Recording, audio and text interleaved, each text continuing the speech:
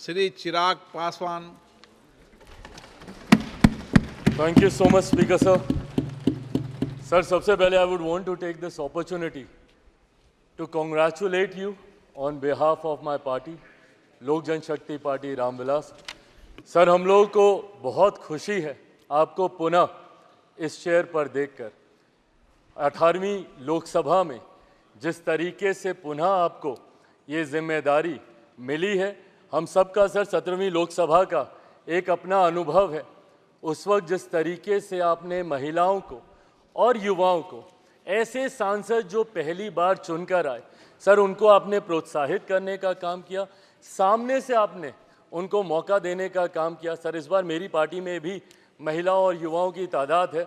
उम्मीद मैं यही रखूंगा कि उनको भी आप उसी तरीके से मौका देंगे.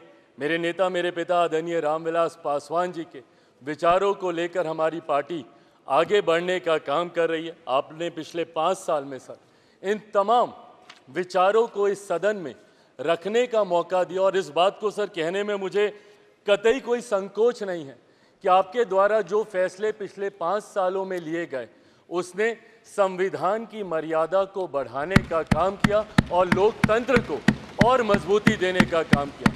सर, हम लोग चुनाव बाहर लड़कर आ गए हैं. मैं तमाम साथियों से यही आग्रह करूंगा कि जहां चुनाव लड़ना था हम लोग लड़ चुके हैं.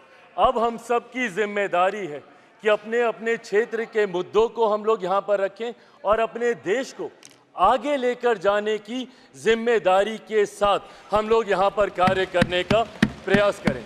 सर, आज सिर्फ आपको बधाई देने के उद्देश्य से हम लोग खड़े हुए हैं, पर हाँ, कई बार जब विपक्ष के द्वारा कई बातें कही जाती हैं, मैं इतना भी मैं ज़रूर आग्रह करूंगा कि जब एक उंगली आप किसी की तरफ उठाते हैं तो बाकी उंगलियां आपकी तरफ उठती हैं.